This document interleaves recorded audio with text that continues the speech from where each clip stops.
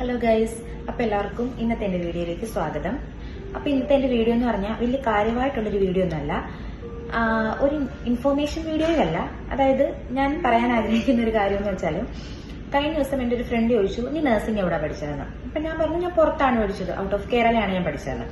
അപ്പോൾ അവൾ പറഞ്ഞു, അങ്ങനെയാണെങ്കിൽ നിനക്ക് തിയറിയും കാര്യങ്ങളൊന്നും വലിയ കാര്യമായിട്ട് അറിയത്തില്ലായിരിക്കുമല്ലോ, അവിടെയൊക്കെ ജയിപ്പിച്ചു വിടുമല്ലോ എന്ന് പറഞ്ഞു.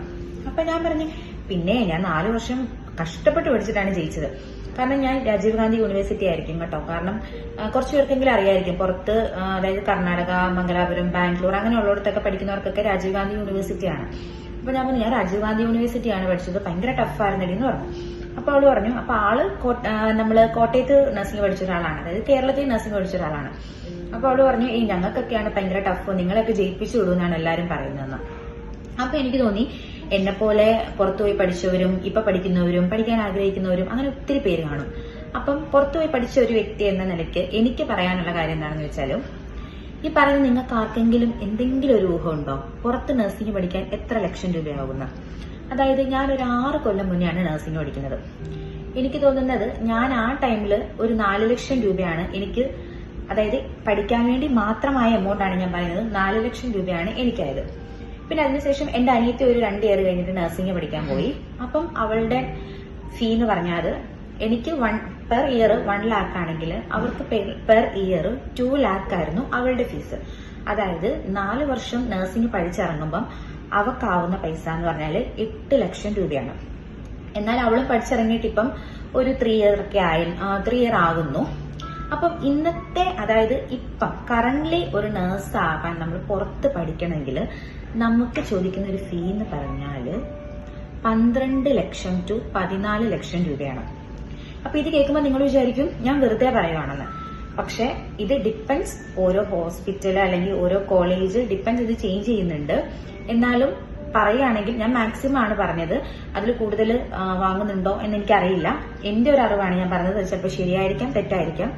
എന്നാലും എനിക്ക് ഷുവറായിട്ട് അറിയാവുന്ന ഒരു കാര്യമുണ്ട്, അതായത് എന്റെ അനിയത്തി പഠിച്ചപ്പം 8 ലക്ഷം രൂപയാണ്, അതെനിക്ക് അറിയാവുന്ന ഒരു കാര്യമാണ്. അപ്പം എങ്ങനെ വന്നാലും അതിന്റെ എമൗണ്ട് കൂടാനേ ചാൻസ് ഉള്ളൂ. അപ്പം ഇത്രയും രൂപ മുടക്കി നമ്മൾ പഠിച്ചു, അപ്പം ഇത്രയും രൂപ കൊടുക്കുമ്പം നമ്മളെ ആരും അവിടെ ജയിപ്പിച്ചു വിടുന്നില്ല. അതായത് ഔട്ട് ഓഫ് കേരള പഠിക്കുന്നവരുടെ കാര്യമാണ് ഞാൻ പറഞ്ഞത്.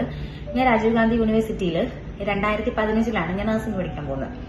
അപ്പൊ പഠിക്കാൻ പോകുമ്പോഴും ഞാനും ഈ ഒരു ചെറിയ തെറ്റായ ധാരണ എനിക്കും ഉണ്ടായിരുന്നു.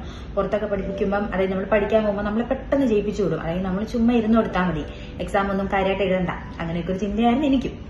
പക്ഷെ പഠിച്ചു തുടങ്ങിയപ്പോഴാണ് എനിക്ക് മനസ്സിലാവുന്നത്, അസൈൻമെന്റുകള്, റിസർച്ച്, വൈവ, ക്ലിനിക്കൽ ഡ്യൂട്ടി, അങ്ങനെ എല്ലാ കാര്യങ്ങളും ഉണ്ട്. അപ്പൊ എന്റെ ജീവിതത്തിൽ ഞാൻ ഏറ്റവും കൂടുതൽ വെറുത്ത 4 വർഷങ്ങൾ എന്ന് വേണമെങ്കിൽ പറയാം നഴ്സിംഗ് പഠിച്ച സമയം. അത് ആ ടൈമിലത്തെ കാര്യമാണ് ഞാൻ പറയുന്നത്. ഇപ്പം ഞാൻ അതിനെ ത്രോബാക്ക് ചെയ്യുമ്പോഴേക്കും എന്റെ ജീവിതത്തിലെ മനോഹരമായ കുറച്ച് നിമിഷങ്ങളായിരുന്നു. അതൊക്കെ പോട്ടെ. അപ്പൊ ഞാൻ പറഞ്ഞത്, അത്രത്തോളം എന്താ പറയുന്നത്, എനിക്ക് വീട്ടിൽ പോകണം, ഈ നഴ്സിംഗ് എനിക്ക് പറ്റത്തില്ല, ഞാനിത് നിർത്തുന്നു, അല്ലെങ്കിൽ നഴ്സിംഗിലോട്ട് ഞാൻ വന്നതിൽ ഞാൻ റിഗ്രറ്റ് ചെയ്ത കുറെ നാളുകളായിരുന്നു നഴ്സിംഗ് എന്ന് പറഞ്ഞാല്. പക്ഷെ ഇപ്പം ആസ് എ നേഴ്സ് എനിക്കത് ഓർക്കുമ്പം എനിക്ക് വളരെയധികം സന്തോഷമുണ്ട്, ഞാൻ പ്രൗഡാണ് ഞാനൊരു നേഴ്സ് ആയതിൽ.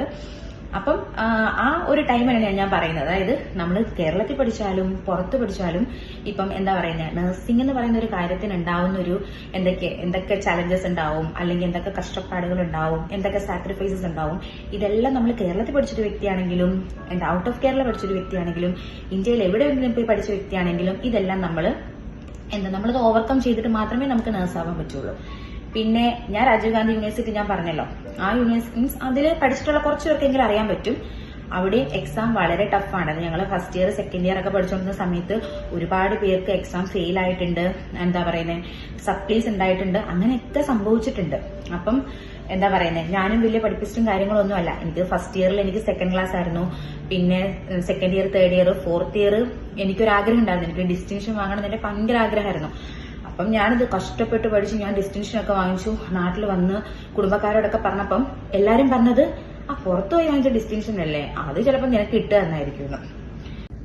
അപ്പം ഡിസ്റ്റിങ്ഷൻ എന്നല്ല, ഫസ്റ്റ് ക്ലാസ് അല്ല, നമ്മൾ ജസ്റ്റ് പാസ്സാണെങ്കിൽ പോലും നമ്മൾ പുറത്തു പോയി പഠിക്കുമ്പോൾ നമ്മളെ ആരും പാസ്സാക്കി വിടുന്നതല്ല. നമ്മൾ എത്രത്തോളം എഫേർട്ട്, അതായത് നഴ്സിംഗ് പഠിക്കാൻ വേണ്ടിയിട്ട് ഏതൊരു വ്യക്തിയും എടുക്കുന്ന പോലെ തന്നെ പുറത്ത് പഠിച്ചിരുന്ന ഒരാളാണെങ്കിൽ പോലും ആ ഒരു എഫേർട്ട് എടുത്തിട്ട് മാത്രമായിരിക്കും നമ്മൾ പാസ്സാവുന്നത്. അപ്പം ബൈ ദ ബൈ ഗൈസ്, ഞാൻ പറഞ്ഞത് ഇത്ര ലക്ഷം നഴ്സിംഗിന് പുറത്ത് പോയി എനിക്ക് പഠിക്കാനായെന്നും അല്ലാണ്ട് പുറത്ത് അത്രത്തോളം കഷ്ടപ്പാടാണ് അല്ലെങ്കിൽ അങ്ങനെയൊന്നുമല്ല ഞാൻ പറയാൻ ഉദ്ദേശിച്ചത്. അതായത് ഒരു നഴ്സ് എന്ന് പറഞ്ഞ് നമ്മളൊരു നഴ്സിംഗ് ഫീൽഡിലേക്ക് അല്ലെങ്കിൽ ഒരു നഴ്സ് ആവാൻ വേണ്ടിയിട്ട് നമുക്ക് ഒരുപാട് കഷ്ടപ്പാടുകൾ ഉണ്ടാവാം. അതിനൊക്കെ തരണം ചെയ്തിട്ടാണ് നമ്മളൊരു നഴ്സ് ആവുന്നത് അല്ലേ. അപ്പം ഇതിൽ നമുക്ക് ഡിസ്റ്റിങ്ഷൻ, അതായത് നഴ്സിംഗിൽ ഡിസ്റ്റിങ്ഷൻ, ഫസ്റ്റ് ക്ലാസ്, ഇതിലൊന്നും ഒരു മാറ്ററേ അല്ല കേട്ടോ. കാരണം നമ്മൾ പഠിക്കുന്ന സമയത്ത് നമ്മൾ ആ തിയറി അല്ലെങ്കിൽ നമ്മൾ പഠിക്കുന്ന പ്രാക്ടിക്കല് ആ കാര്യങ്ങളൊക്കെ നമ്മൾ നന്നായി പഠിക്കുക. നമ്മൾ നമ്മുടെ ഒരു തൊഴിലിനോട്, നമ്മൾ ചെയ്യുന്ന പ്രൊഫഷനോട് നമുക്കൊരു പാഷൻ ഉണ്ടാവുക, നമ്മുടെ പ്രൊഫഷനോട് നമുക്കൊരു സെൽഫ് റെസ്പെക്ട് ഉണ്ടാവുക. കാരണം നഴ്സുമാരെ ഇപ്പം ഞാൻ എല്ലാവരുടെയും കാര്യമല്ല പറയുന്നത്, അതിനെപ്പറ്റി പറയുമ്പോൾ അതൊരു കോൺട്രവേഴ്സി ടോപ്പിക്കായിട്ട് പോകും.